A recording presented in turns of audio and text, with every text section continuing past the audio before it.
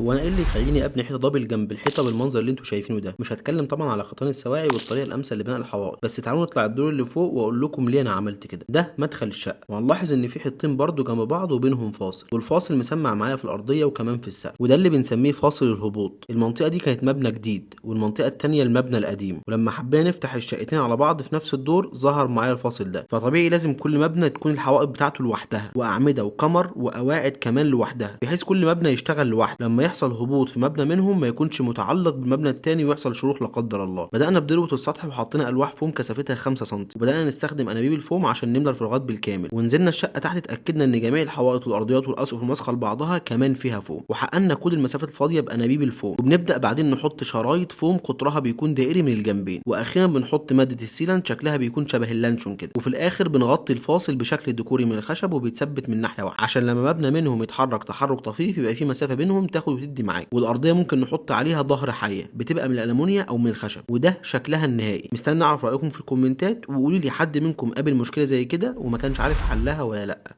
سلام.